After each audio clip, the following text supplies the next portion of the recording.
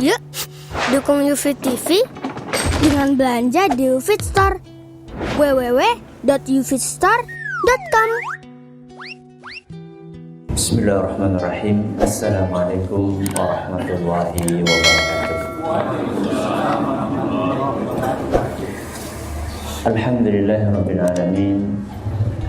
Wa bihi nasta'inu ala umuri dunya waddin. Wa sallallahu ala nabiyyina Muhammadin wa ala alihi wa sahbihi ajma'in. Amma ba'd. Kita panjatkan puja dan puji syukur kehadirat Allah Tabaraka wa Ta'ala. Pada kesempatan malam yang berbahagia kali ini, kita masih kembali diberi kekuatan, kesehatan, hidayah serta taufik dari Allah Jalla wa Ala, sehingga kita bisa kembali menghadiri salah satu di antara taman surga yang kali ini bertempat di Masjid Perintis Mujahidin di Purwokerto ini. Kita berharap semoga Allah Subhanahu wa Ta'ala berkenan untuk melimpahkan kepada kita semuanya ilmu yang bermanfaat, sehingga bisa kita amalkan sebagai bekal untuk menghadap kepada Allah Jalla wa Ala. Allahumma amin. Salat dan salam semoga senantiasa tercurahkan kepada junjungan kita Nabi besar Muhammad sallallahu alaihi wasallam, kepada keluarganya, sahabatnya, dan umatnya yang setia mengikuti tuntunannya hingga akhir nanti. Jamaah sekalian yang kami hormati,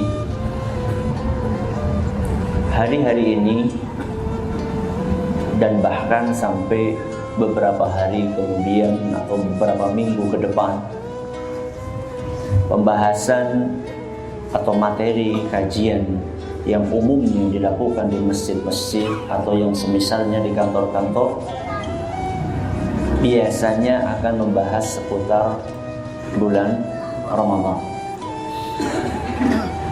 Berbagai macam tema akan dibahas, mulai dari fikih Ramadan, kapan berbuka, kapan sahur, apa yang nggak boleh dilakukan oleh orang yang berpuasa, hal-hal apa yang tidak membatalkan, yang membatalkan, kemudian sholat tarawih seharusnya berapa rakaat, kemudian apakah di sholat witir itu perlu qunut atau tidak, mulai kapan qunutnya. Seputar masalah fikih dibahas tuntas. Juga tidak kalah juga materi tentang hikmah Ramadan. Kenapa kita puasa?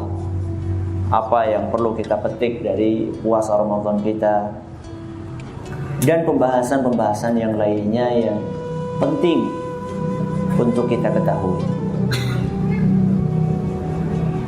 Saya tidak katakan bahwa pembahasan itu tidak perlu. Itu pembahasan yang sangat perlu dalam rangka mempersiapkan kita untuk bertemu dengan bulan suci Ramadan. Rasulullah sallallahu alaihi wasallam pun ketika datang bulan Ramadan, beliau memperingatkan para sahabatnya tentang kedatangan bulan ini. Kata beliau dalam sebuah hadis yang diriwayatkan oleh Imam An-Nasa'i, dan hadis ini dinyatakan sahih oleh Syekh Al-Albani, Rasulullah SAW bersabda, "Atakum Ramadan." Telah datang kepada kalian bulan Ramadan. Syahrun mubarak, bulan yang penuh dengan berkah. Faradallahu azza wa jalla alaikum siyamah. Allah wajibkan atas kalian untuk berpuasa di bulan Ramadan. Jadi Rasulullah SAW mengabarkan kepada para sahabatnya bahwa Ramadan telah tiba, sebagai bentuk persiapan buat mereka di dalam menghadapi bulan suci ini. Jadi apa yang dilakukan oleh para ustadz, para da'i, para muballigh ketika mereka mengupas habis tentang masalah Ramadan bukan sesuatu yang keliru, bahkan itu sangat penting. Akan tetapi jamaah yang kami hormati, tahukah Anda bahwa di sana ada pembahasan yang tidak kalah penting dibanding pembahasan tentang fikih bulan Ramadan? Bahkan tidak berlebih kalau saya katakan pembahasan itu justru lebih penting dibandingkan pembahasan tentang fikih puasa, tentang fikih taraweh, tentang fikih buka puasa, sahur dan seterusnya. Pembahasan itu jauh lebih penting. Kenapa? Karena pembahasan tentang tema tersebut adalah merupakan pembahasan tentang pondasi dari seluruh ibadah yang kita lakukan. Bukan hanya kaitannya dengan Ramadan atau puasa di bulan Ramadan saja. Akan tetapi seluruh ibadah kita ini dibangun di atas pondasi tersebut. Apakah pembahasan itu? Yaitu pembahasan tentang amalan-amalan hati di bulan Ramadan. Yang selama ini sering dikupas adalah amalan-amalan yang sifatnya apa? Lahiriah, puasa, taraweh, sahur, buka. Amalan-amalan yang kelihatan dengan mata kita. Dan itulah yang sering dibahas. Dan itu bukan tidak penting, itu penting. Akan tetapi ada yang lebih penting, justru malah kadang-kadang kita kurang perhatikan, yaitu amalan hati. Sebagaimana telah kita ketahui bahwa takwa itu sumbernya di mana? Di dalam hati.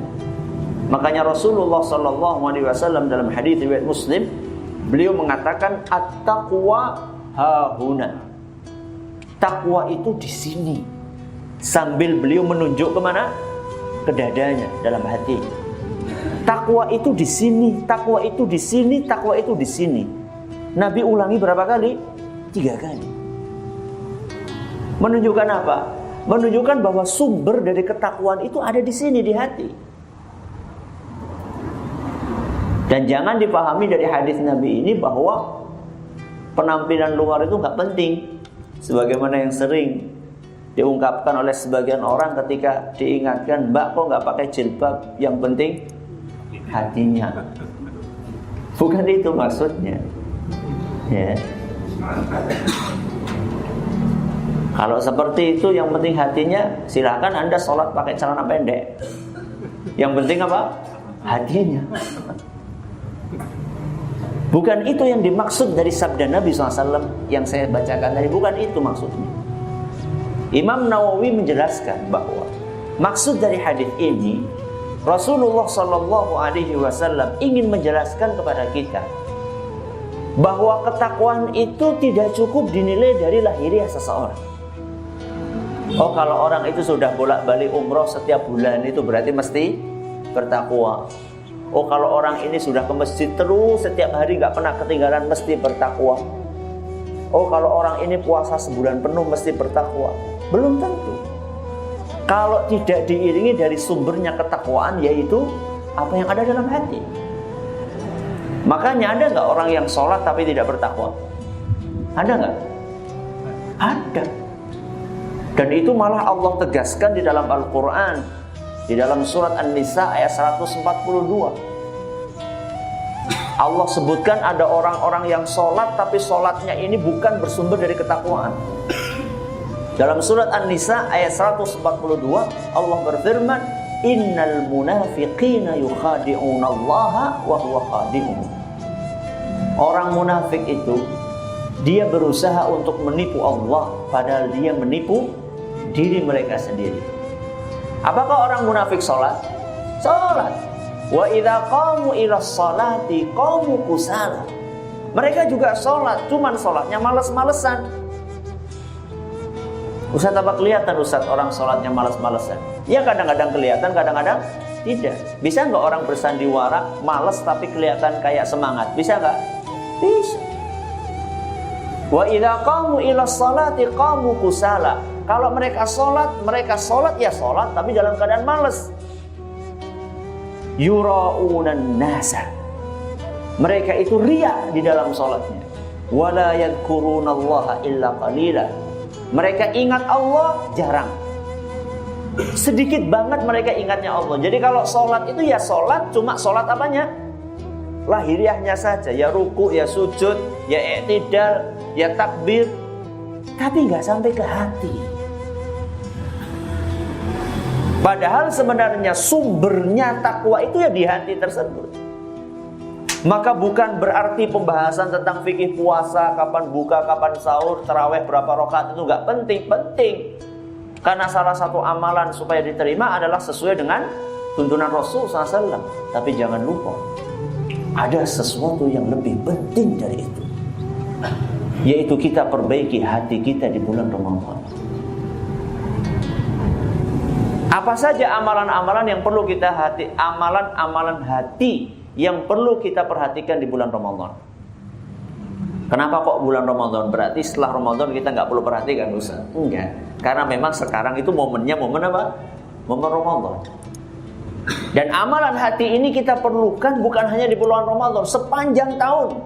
Kalau kita pengen benar, perhatikan amalan hati tersebut.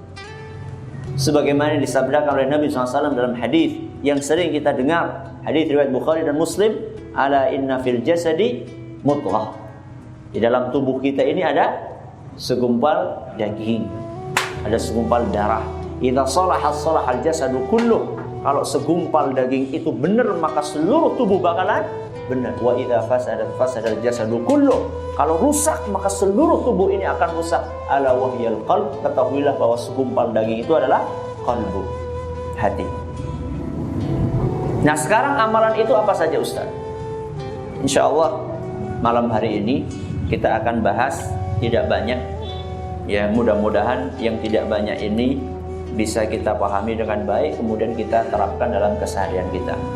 Yang pertama, amalan hati yang harus kita perhatikan, dan ini merupakan pondasi dari seluruh amalan kita, puasa dan yang lainnya, adalah apa?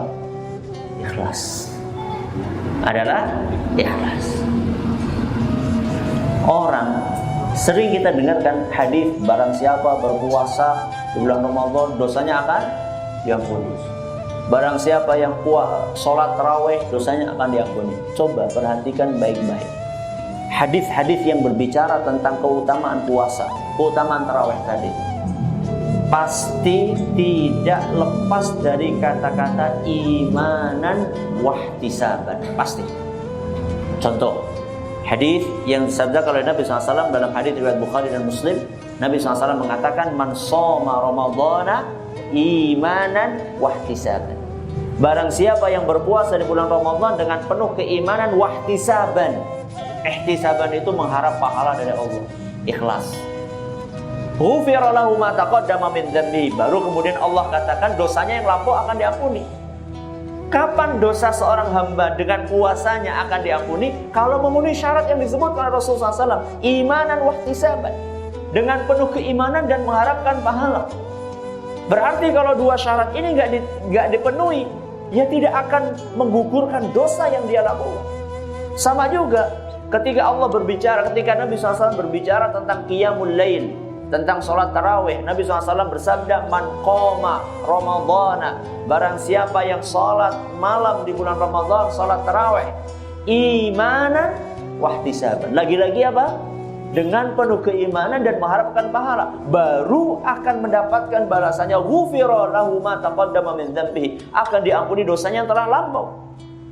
Ya. Rata-rata hadis-hadis yang berbicara tentang keutamaan bulan Ramadan, puasanya, sholat malamnya, tarawihnya, itu diselipi dengan kata-kata iman wahtisab. Karena itu adalah ruh dari puasa kita. Kayaknya gampang ya berbicara tentang apa? Ikhlas. Kalau ngomong tentang ikhlas itu gampang. Yang sulit apanya? Prakteknya yang sulit. Ngomongnya gampang. Malah banyak orang mengatakan, anak ikhlas loh, temenan loh. Ikhlas ngomong-ngomong. Yang sulit itu prakteknya. Sekarang coba, apakah orang yang puasa itu mesti ikhlas di dalam puasanya? Coba perhatikan orang-orang yang puasa, ya. Ada sebagian dari mereka, kenapa sih Pak puasa? Ya priyo maning loh, ngono sekantor puasa kabeh masih nyong puasa ya keprene. Ora kepenak, ya. Lihat, dorongan puasanya adalah karena apa tadi? Orang kepenak. Namanya orang puasa, dorongannya orang kepenak, ini bukan ikhlas. Ya. Atau ada sebagian orang kenapa puasanya rajin temen ben sakti, lagi malah lebih medeni maling. Benek ditusuk orang apa-apa, sakti mandraguna, otot kawat, balung besi, apa balung tok, otot kawat, balung tok. Ya. Ini lebih gak bener lagi puasa-puasa yang seperti itu. Dan itu biasanya bukan puasa Ramadan itu. Puasa apa biasanya juga? Puasa apa? Puasa mutih. Ini orang puasa mutih, puasa pati geni. Ini orang puasa ngebleng. Ini orang puasa ngelowong. Ini orang puasa ngidang. Akeh teman gue bisa puasa. Dari niatnya sih sudah gak benar. Kenapa ente puasa? Pengen dapat kesaktian. Gue niat sekarang jadi. Nabi SAW mengatakan imanan wahtisaban. Puasa itu adalah karena dorongan keimanan akan disyariatkannya puasa tersebut. Wahtisaban karena menginginkan pahala dari Allah. Dan itulah yang namanya ikhlas. Dan orang yang berpuasa gak pakai ikhlas, gak diterima puasanya. Makanya dari sini kita memahami kenapa kok Rasulullah SAW bersabda, Allah Subhanahu wa taala berfirman, hadis qudsi. Hadis qudsi. Allah Subhanahu wa taala berfirman, kullu amali ibni Adam lahu illa shiyam. Seluruh amalan Bani Adam itu untuk dia kecuali puasa. Fa innahu li. Puasa itu milikku. Maksudnya gimana Ustaz? Ya. Salat berarti milik kita, zakat milik kita, birrul walidain milik kita, kecuali apa? Puasa. Miliknya siapa? Allah. Maksudnya apa? Nabi lanjutkan dalam hadis qudsi tadi, Allah melanjutkan fa innahu li, puasa itu milikku, artinya wa ana ajzi bihi. Artinya aku yang bakalan mengganjar langsung. Loh, apakah sholat yang mengganjar itu bukan Allah? Allah bukan? Allah. Zakat yang mengganjar siapa? Allah. Semuanya ibadah yang mengganjar Allah. Kenapa di sini disebutkan wa ana azzibihi, aku yang bakalan mengganjar? Hadis riwayat Bukhari dan Muslim. Apa rahasianya Allah Subhanahu wa taala membedakan puasa dengan ibadah-ibadah yang lainnya? Kata para ulama rahasianya, karena puasa di situ kelihatan banget keikhlasan seorang hamba. Karena yang tahu dia puasa atau tidak puasa itu siapa? Dia sendiri dan Allah Subhanahu wa taala. Panjenengan enggak sholat ketahuan dan ketahuan. Enggak sholat ketahuan. Enggak kelihatan di masjid. Atau istri juga tahu. Sekarang istri jenengan tahu nggak kalau panjenengan motel, ya? Istri jenengan tahu nggak kalau panjenengan sahur ya di rumah. Setelah itu kemudian panjenengan siang-siang mampir ke warung yang nggak ketahuan lah, maksudnya bukan warung pinggir rumah. Kalau warung pinggir rumah ya ketahuan, dilaporkan nanti sama yang punya warung sama istrinya. Nggak warung yang jauh gitu, istri jenengan tahu, padahal dia orang terdekat kita. Jadi di dalam puasa itu keikhlasan kita itu sangat menonjol. Karena yang tahu kita puasa atau tidak adalah kita dan Allah Subhanahu wa taala.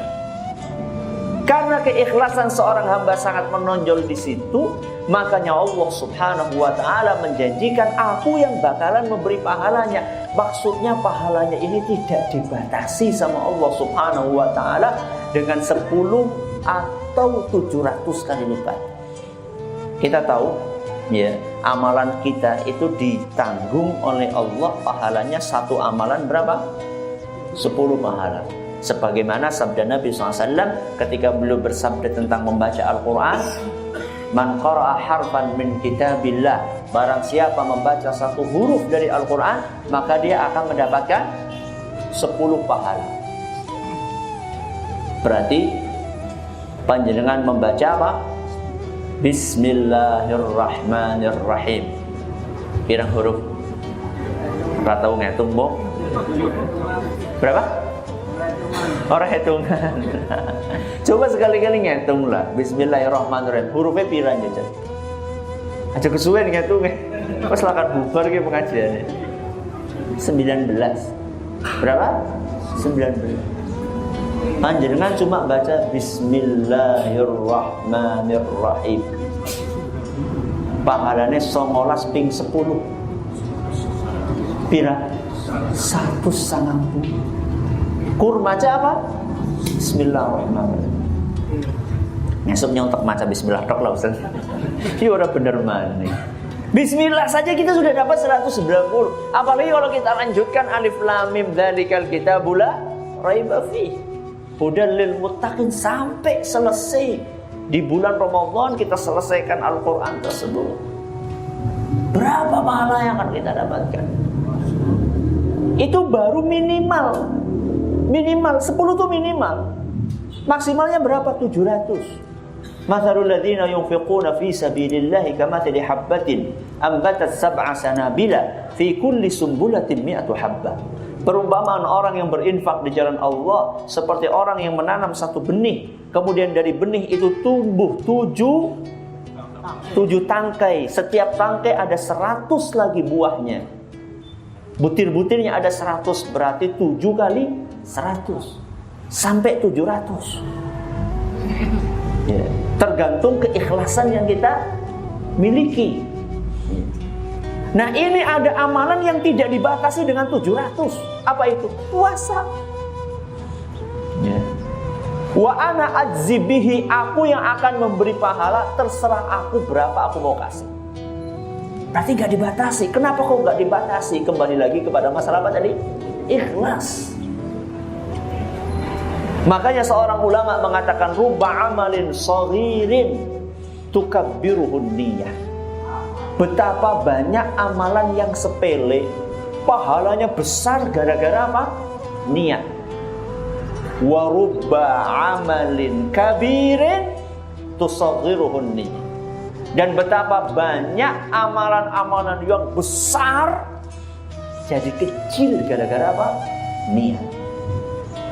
Jadi panjenengan itu jangan meremehkan ngisi kaleng masjid pira 1000 perak. Nek jenengan ikhlas, itu pahalanya bisa seperti orang yang infak 1 M. Wah, berarti ngesuk 1000 perak. Ya ora bener. Nek bisa lebih kenapa? Tidak. Ya. Tapi ada orang infak 1 M, gak ada harganya di sisi Allah Subhanahu wa ta'ala karena dia tidak tulus. Mau infak saja harus diliput-liput. Ya. Berapa kali saya temukan itu di masjid-masjid, kalau infak itu diumumkan setiap Jumat. Telah menerima infak dari hamba Allah Subhanahu wa ta'ala. Mohon doanya untuk keluarga Fulan bin Fulan. Lah, jadinya hamba Allah. Baru terus diomongkan, mohon doanya untuk Fulan bin Fulan. Si kepriwe? Ini yang hamba Allah temenan apa orang? Bukan berarti mereka nggak ikhlas, tidak. Cuman waspada. Ya. Coba bagusan mana? Infak 1000 ikhlas, apa 1.000.000 orang ikhlas? 1.000.000 ikhlas, itu jelas ya. Ini adalah amalan yang pertama. Apa itu? Ikhlas. Amalan hati yang kedua. Di bulan Ramadan adalah amalan hati yang diistilahkan oleh para ulama kita dengan muraqabah. Apa? Muraqabah. Pernah dengar sebelumnya? Pernah? Ada yang belum? Muraqabah. Muraqabah itu artinya merasa diawasi oleh Allah. Apa? Merasa diawasi oleh Allah.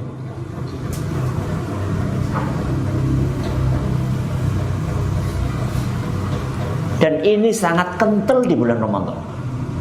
Saya kasih contoh. Panjenengan kalau buka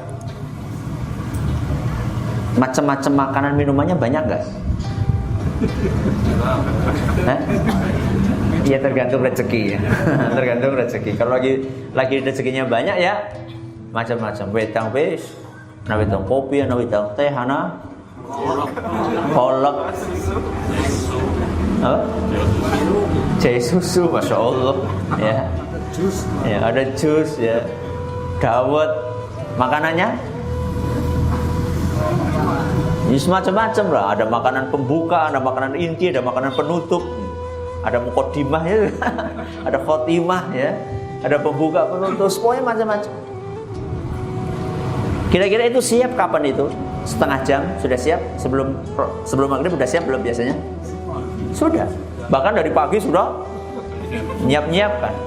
Ya. Walaupun hanya sekedar ngirisi ya.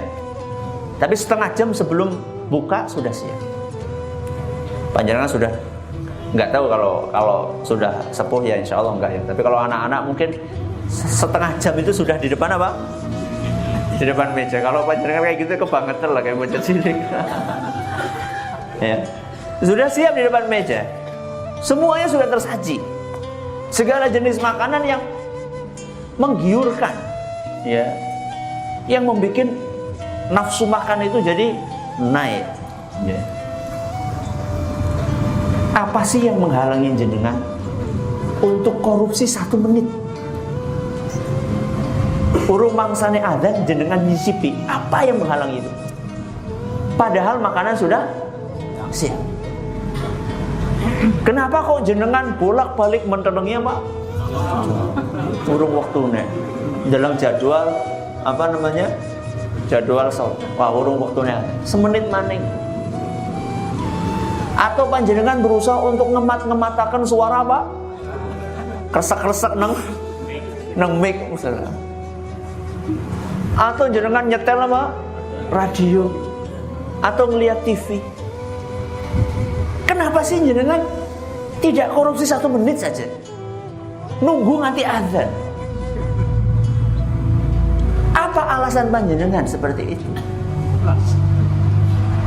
Jawaban yang tepat adalah karena kita ini punya namanya muraqabah. Kita itu merasa diawasi sama Allah. Walaupun bukan 1 menit, korupsi seperempat menit saja. Kenapa tidak kita lakukan? Padahal makanan sudah menggiurkan, sudah siap, tinggal dimakan saja. Ya karena kita ini merasa diawasi sama Allah. Itulah dahsyatnya ibadah hati yang namanya apa? Muraqabah.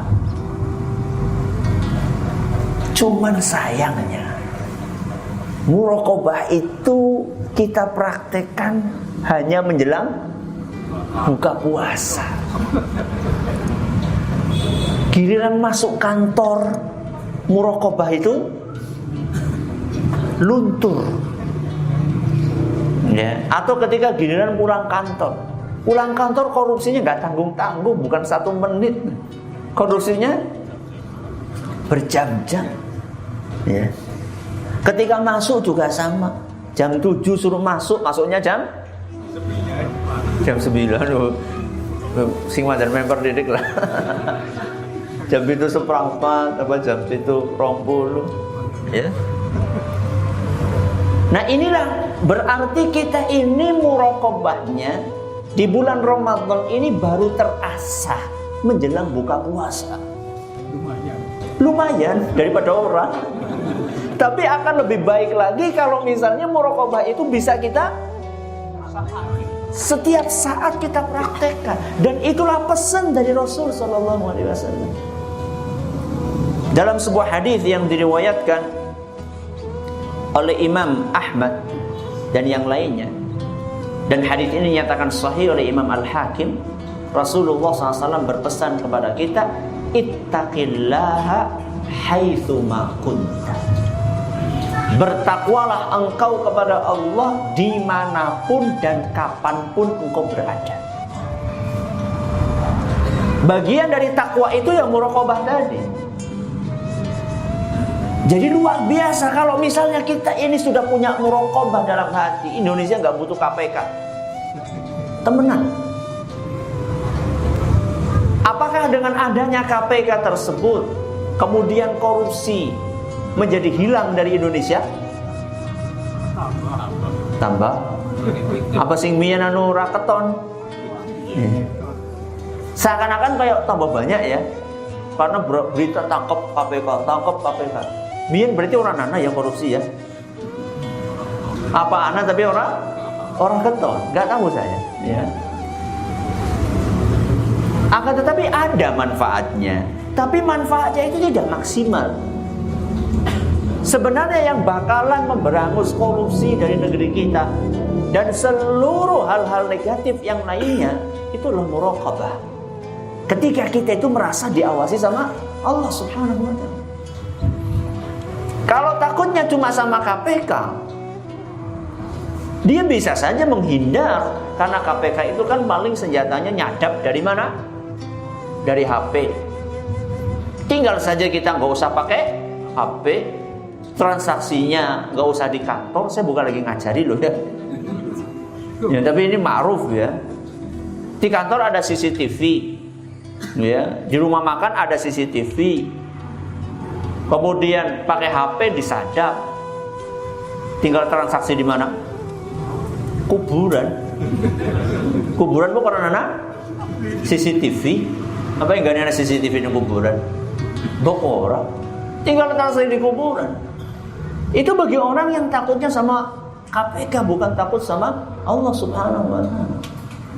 Tapi kalau orang takutnya sama Allah, dia tahu bahwa setiap ucapan dia, mau di kantor, mau di HP, mau di rumah makan, mau di kuburan, semuanya itu disadap sama Allah Subhanahu wa ta'ala dalam tanda kutip. Bukan hanya disadap, tapi akan dimintai pertanggungjawaban di hadapan Allah. Dan itu Allah tegaskan dalam Al-Quran surat Qaf ayat 18. Surat apa? Qaf ayat 18. Di situ Allah berfirman, "Ma yalfidhu min qaulin illa ladaihi raqibun atid." Tidak ada satu ucapan pun yang keluar dari lisan kita, melainkan ada malaikat yang siap untuk menulis setiap detil apa yang kita ucapkan. Makanya orang yang punya muraqabah ini, luar dan dalamnya sama. Maksudnya apa Ustaz? Dia mau dilihat sama orang atau tidak dilihat sama orang, sama perilakunya. Inilah orang yang sudah sukses mengamalkan ketakwaan luar dan dalam. Sering di antara kita takut dan malunya kalau dilihat sama manusia. Tapi kalau dilihat sama Allah, kita nggak merasa apa? Malu. Berarti orang-orang yang seperti itu menganggap bahwa pengawasan Allah itu lebih remeh dibandingkan pengawasannya manusia. Jadi menurut dia, Allah melihat kita itu nggak ada apa-apanya dibandingkan penglihatannya manusia. Dan ini nasihat yang disampaikan oleh seorang ulama, la taj'alillaha ahwanan nadhirina ilaih. Jangan engkau jadikan pengawasan Allah itu sesuatu yang paling remeh di mata kamu. Panjenengan malu nggak kalau ketahuan di warnet buka sesuatu yang nggak baik, di XXXXX, ketahuan sama ustadz, malu nggak? Malu nggak? Malu. Besoknya nggak mau ngaji, malu, ya, sama ustadznya. Tapi sebelum ustadz datang, kok nggak malu? Padahal dilihat sama Allah Subhanahu. Emang ustadz itu punya surga, Pak? Emang ustadz punya neraka, Pak? Ustadz tuh nggak punya surga, nggak punya neraka. Yang punya surga neraka siapa? Allah Subhanahu wa ta'ala. Bukan berarti kita itu nggak perlu malu sama ustadz, sama orang. Malu. Tapi seharusnya kita lebih malu sama siapa? Sama Allah Subhanahu wa ta'ala. Itulah muraqabah. Dan orang kalau sudah sampai taraf muraqabah, satu langkah dia naik kepada derajat yang namanya ihsan. Anta'budallaha ka'annaka tarah. Engkau beribadah kepada Allah seakan-akan engkau melihatnya. Kalau belum bisa sampai di situ, sampai muraqabah, Fa illam takun tarahu fa innahu yara. Kalau kamu belum bisa beribadah kepada Allah seakan-akan melihat Allah, maka beribadahlah dan yakinlah bahwa Allah melihatmu. Ini muraqabah. Jadi satu tangga sebelum apa? Ihsan. Dan ihsan adalah derajat keislaman tertinggi seorang hamba. Yang pertama Islam, yang kedua iman, yang ketiga apa? Ihsan. Kalau kalian jenengan sampai yang mana ini? Islam, apa iman, apa ihsan?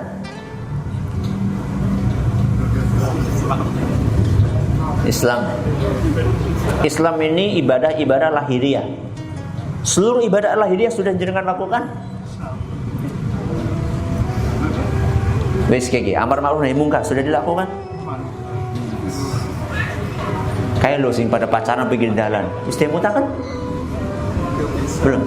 Belum bisa. Berarti Islam be urung pepek. Islam be urung pepek. Apa maning? Iman. Apa maning? Ihsan. Saya sampaikan seperti ini itu bukan dalam rangka untuk apa? Bikin kita ini pada ngeper. Ngeper siapa?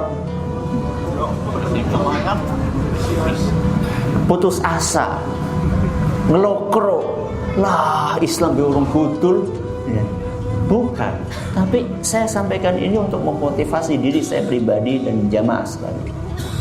Jangan merasa puas dengan pencapaian yang sudah kita dapatkan.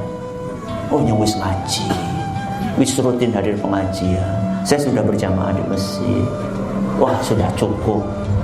Kira-kira wis modalnya wis cukup lah aku mlebu surga. Masa sih kayak nyong orang mlebu surga?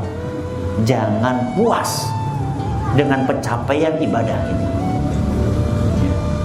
Kalau masalah dunia ya silahkan jenengan ya cukuplah gajinya 2 juta. Cukup apa ora?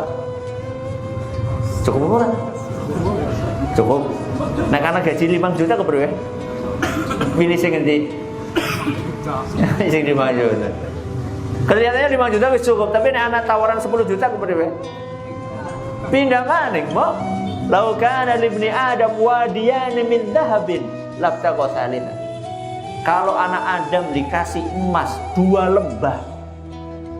2 lembah, bayangkan. Bingung lembah ya ora tau weruh lembah, alun-alun. Duwe emas rong alun-alun jajan.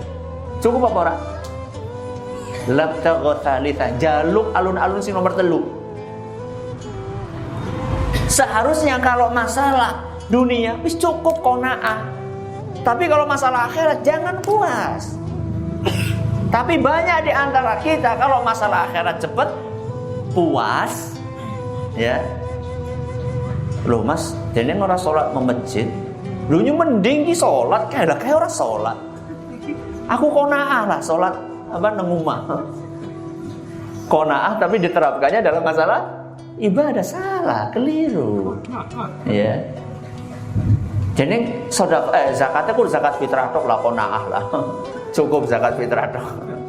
Ini enggak benar ya. Sudah, ini amalan yang keberapa? Yang kedua apa namanya tadi? Muraqabah. Yang ketiga, pengagungan terhadap Allah Subhanahu wa taala. Apa? Pengagungan terhadap Allah. Pernah panjenengan kesiangan? Pernah di bulan Ramadan? Pernah di bulan Ramadan kesiangan sampai nggak sempat sahur? Pernah. Apa yang jenengan lakukan? Sahur? Waktu sahurnya wis entong. Apa yang jenengan lakukan? Sahur? Atau menahan lapar? Menahan lapar, menahan haus sampai buka, iya kan? Andai kan kesiangan jam 6 tang. Waduh, dia kencot banget nih. Kemudian panjenengan goreng sega goreng. Bikin sega goreng dengan telur ceplok ya. Sama cowelan. Enak banget ya. Setelah itu panjenengan usap-usap apa? Bibirnya ya, biar minyaknya enggak apa? Nggak kelihatan. Ben ora klimis ya. Sikatan kemudian pokoknya bersih lah. Nggak kelihatan orang baru makan. Selilitnya ya orang keton. Ya. Setelah itu panjenengan berangkat ke kantor, etok menene lemes. Etok menene lemes. Orang kantor tahu nggak kalau panjenengan itu tadi sarapan? Tahu nggak? Kenapa Anda tidak lakukan itu? Di satu sisi muraqabah, di sisi lain adalah karena kita mengagungkan perintah Allah untuk berpuasa. Salah satu cirinya orang yang beriman adalah mengagungkan perintah Allah. Makanya dalam Al-Quran surat Al-Hajj ayat 32 Allah subhanahu wa ta'ala berfirman, "Dzalika wa may yu'azzim sya'airallah." Ketahuilah bahwa orang-orang yang mengagungkan syiar-syiar Allah. Apa itu syiar-syiar Allah? Perintah dan larangannya. Barang siapa yang mengagungkan perintah dan larangan Allah, fa innaha min taqwal qulub. Itu tanda hatinya ada apanya? Ada takwanya. Ada dulu. Silakan. Alhamdulillahirabbil alamin, wassalatu wassalamu ala nabiyina Muhammadin wa ala alihi washabbihi ajma'in.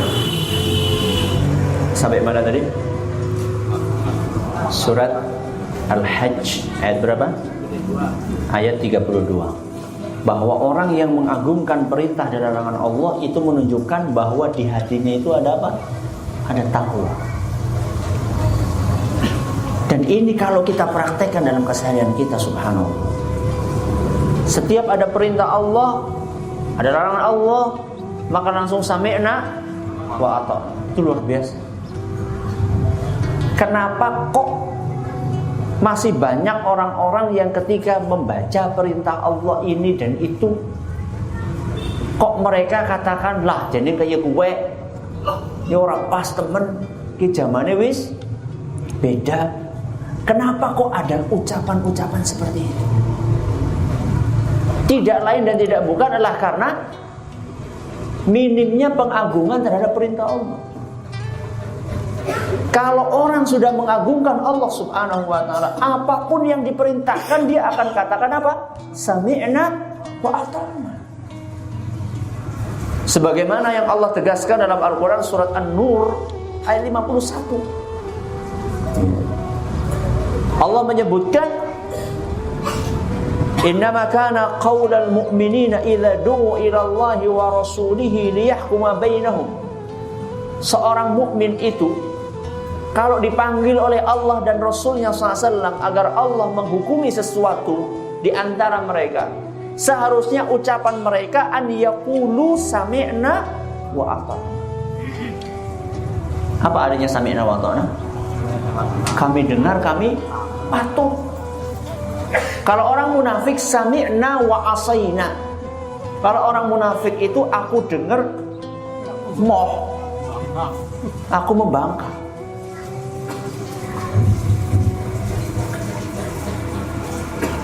Jadi orang kudungan wajib, wah sumuk. Apalagi alasannya nak orang sumuk? Sumuk kalau panas ya kan sana. Ribet. Nah, kalau nggak ribet apa lagi? Nggak modis. Atau kalau yang lainnya misalnya ini nggak boleh, ini haram, riba, dong. Enak ya.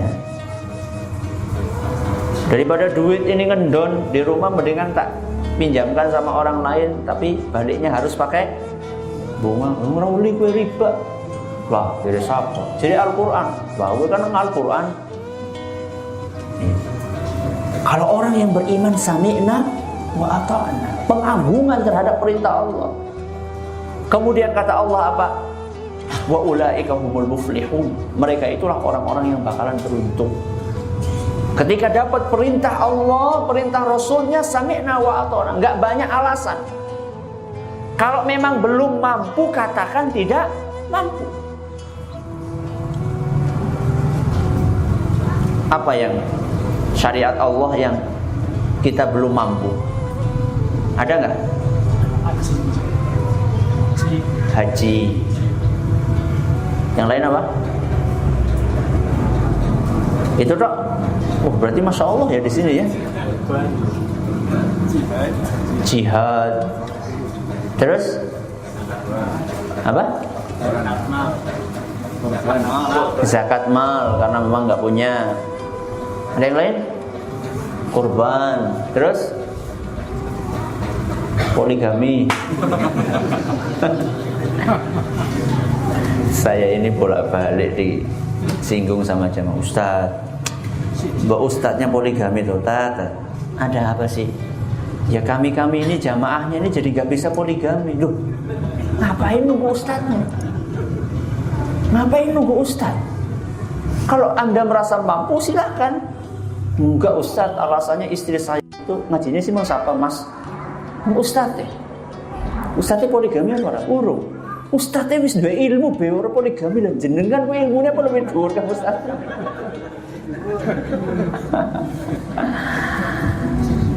Ya enggak harus. Jadi kalau memang belum mampu itu maksudnya saya ini belum bisa dimadu. Ya, ini bagi para istri ya. Saya ini belum bisa dimadu sama suami saya. Tapi kalau minum madu beneran iya. Kalau dimadu saya nggak kuat. Kalau memang anda belum mampu, katakan ini syariat Allah, saya belum mampu. Jangan kemudian anda katakan, wah nggak ada poligami, nggak mungkin poligami itu nggak benar, poligami itu pelecehan terhadap wanita, nggak mungkin bisa adil. Kalau anda nggak mampu, bilang nggak mampu, ini syariat Allah, saya belum mampu. Itu lebih baik daripada anda belok kanan, belok kiri, menolak syariat Allah, bahaya. Ya. Misal bukankah itu dalam Al-Quran? Walan tastati'u an ta'dilu. Kalian tuh nggak mungkin akan bisa adil. Allah saja sudah mengatakan tidak mungkin bisa adil. Berarti poligami itu nggak mungkin Ustaz, karena nggak mungkin bisa adil. Nah ini gara-gara cuma membaca ayat, tidak dibaca hadits Nabi SAW. Saya pernah sampaikan ini dalam dulu sekali ketika membahas tentang kaidah tafsir, ya, bahwa adil yang dimaksud di dalam ayat tadi adalah bukan adil hati, tapi adil dalam apa? Lahiriah, nafkah. Ya. Jadi ayat yang dimaksud tidak mungkin adil itu adil dalam apa? Kasih sayang, cinta, itu memang nggak bisa. Karena itu di luar kemampuan manusia. Tapi kalau adil yang harus adalah adil apa? Adil dalam lahiriah, beri nafkah, jatah nginep. Ya. Ada sebagian orang kalau sudah nikah, udah poligami maksudnya, istri tuanya dikasih jatah cuma semalam. Ya, istri mudanya berapa? 6 malam. Gak adil, gak boleh. Ya. Itu haram. Nanti pada hari kiamat, orang-orang yang seperti itu syiqquhu ma'il, melakukannya miring. Bisa bayangkan ya, melakukannya miring-miring ya. Dendek ya. Na'udzubillah min dzalik. Jadi ada berapa pelajaran? Ada 3 amalan ya. Yang pertama apa tadi? Ikhlas. Yang kedua muraqabah. Yang ketiga pengagungan terhadap Allah Subhanahu wa taala. Mungkin masih ada yang lain-lainnya. Akan tapi ini beberapa yang paling menonjol. Semoga bermanfaat buat kita semuanya. Segera cukup sampai di sini. Terima kasih atas perhatiannya. Menutup segala kurangnya, kita tutup dengan baca subhanakallahumma bihamdika asyhadu an la ilaha illa anta astaghfiruka wa atubu ilaik. Assalamualaikum warahmatullahi wabarakatuh.